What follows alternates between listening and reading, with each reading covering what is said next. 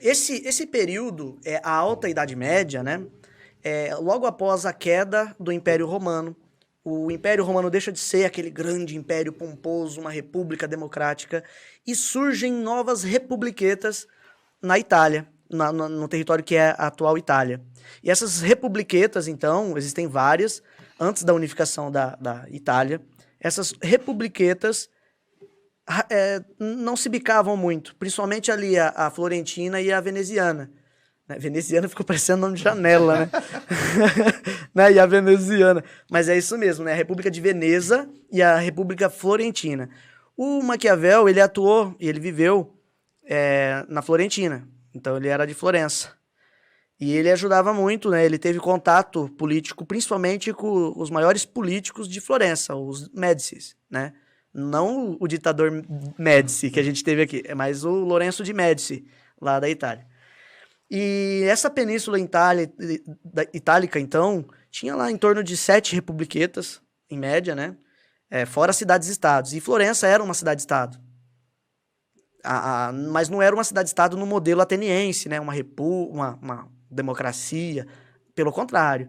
Tinha os conselhos para simular uma democracia? Tinha os conselhos, tinha uma estrutura burocrática já, o Estado naquela época. Mas, na verdade, ela era levemente absolutista. Então, aquela família política influente daquele lugar, por exemplo, o Lourenço de Médici, ele era o rei. Por isso, mas não era chamado de rei ali na Itália. Por isso, o Maquiavel, ele entendia que o trabalho dele, além de diplomata, além de ser pau para toda obra, para esse pessoal da liderança, ele servia como um conselheiro. E aí, nessa obra que nós escolhemos hoje, O Príncipe, vale destacar que tem o QR Code. Se você quiser comprar O Príncipe, tem o QR Code. O link está na descrição do vídeo também, tá? Para você ter acesso ao livro. E aí, quando ele escreveu O Príncipe, ele escreveu esse livro como se fosse uma cartilha. Aquilo que a gente critica de vez em quando, 10 passos para você fazer isso e tal.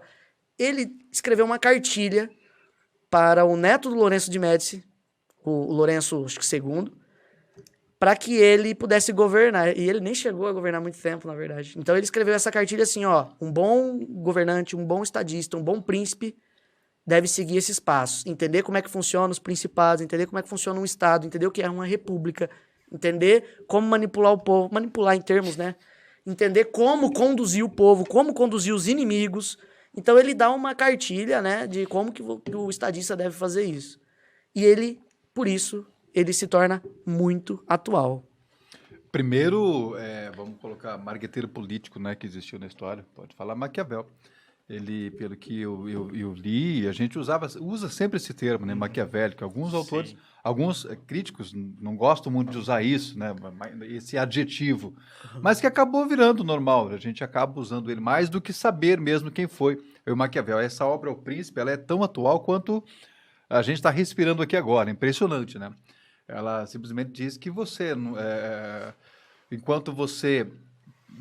o príncipe, o ditador na história, o grande político, se você oprime muito a tua população, a tendência é que essa população, que esse povo, vá se virar contra você. E tanto pode ser usada essas técnicas que você colocou, você bem pontuou, por parte de quem está no poder, quanto por parte do povo. Todo mundo pode ascender a ele, porque se ele realmente se imbuir daquilo e achar que aquilo está tudo bem e é dessa forma, beleza, o povo pode fazer a mesma coisa e derrubar quem está no poder. É exatamente, mais ou menos essa síntese que ele dá. Então, para os gloriosos políticos pensando já em 2022, leia o Maquiavel de cabo a rabo.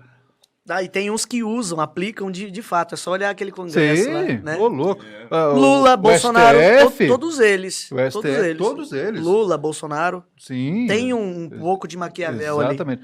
Mas aí você já mistura, aí vamos misturar as literaturas, já vai para a literatura chinesa, mais oriental, já vai para a grande obra do Sun Tzu, você tá falando? Sun Tzu. Tá aqui. A arte da guerra. A arte da guerra. Tá aqui. Não tem como você trabalhar política e com essa estratégia, trabalhar estratégia política hoje, sem você ser um adepto de algumas páginas da arte da guerra e misturar isso com Maquiavel. Não tem jeito, você não consegue ser um grande maquiavélico se você não souber dominar a arte da guerra. Eu acho legal você falar maquiavélico e você ter citado isso antes no início da sua fala. O termo maquiavélico muitas vezes é usado para dizer que a pessoa é ardilosa, ela é traiçoeira, Maldosa.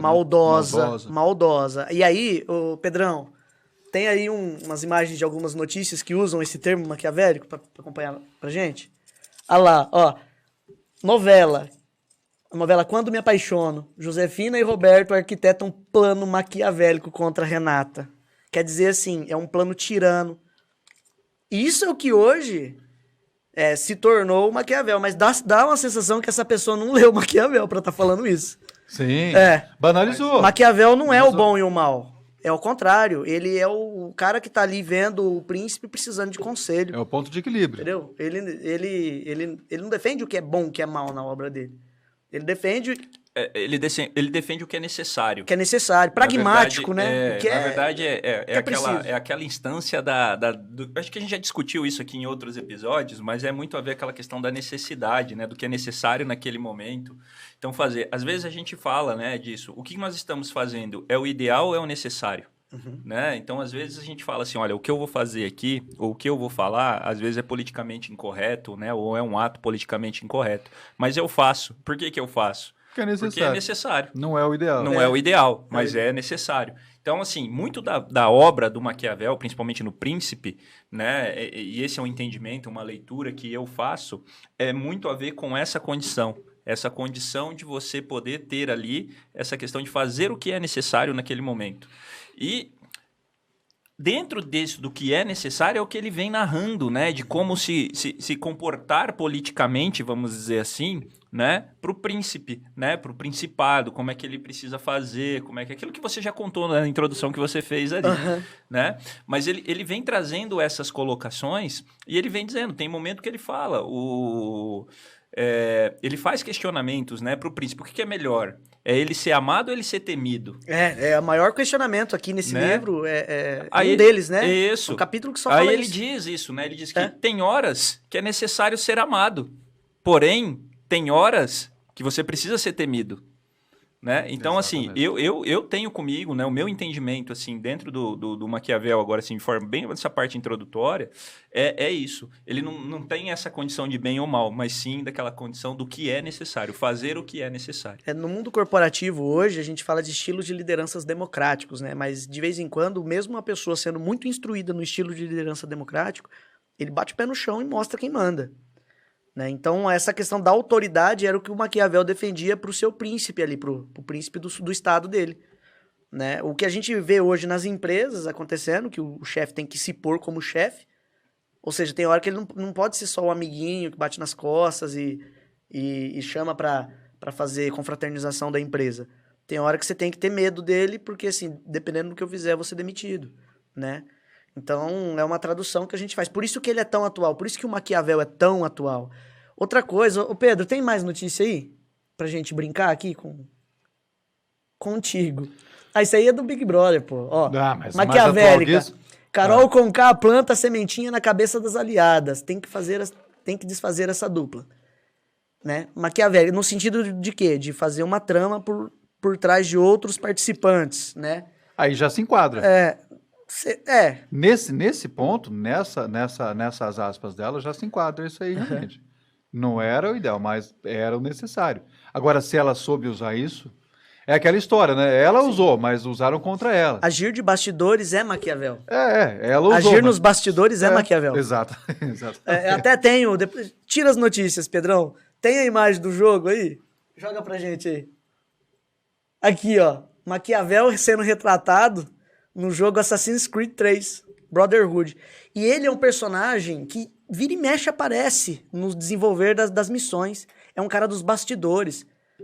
Né? É um cara dos bastidores. E é muito legal que esse jogo mostra um pouco do contexto da Itália. Os Borgia, que dominava ali a República de Veneza, e os Médici, que dominava a República Florentina, lá em Florença. E aí você percebe que o Maquiavel entra como um auxiliar do protagonista do jogo, que é você, no caso, e ele tá sempre nos bastidores, igual a Carol Conká fez, nos bastidores ali, tentando resolver as coisas por fora, pelas beiradas. E é assim que joga. O jogo é o Assassin's Creed, né, Pedrão? Adoro PowerPoint, né? Assassin's Creed, show de bola. Valeu, Pedro. E mostra muito isso, que é a questão dos bastidores. E o Maquiavel, ele ensina que você deve remediar a situação o mais rápido possível. E quando ele escreveu, lá no capítulo 2, se não me falha a memória, né, Tiagão? Sobre que a mudança gera patamares para a nova mudança, ele está falando sobre isso. Um príncipe, quando conquista um novo principado, a primeira coisa que ele pensa é jogar a cultura do seu povo naquele povo novo que ele acabou de conquistar. No contexto lá, né, da Alta Idade Média, de guerra. E ele diz que, olha, se você vir muito agressivo com as mudanças, você não vai ficar por muito tempo. Você tem que preservar a cultura daquele lugar. Ele diz isso.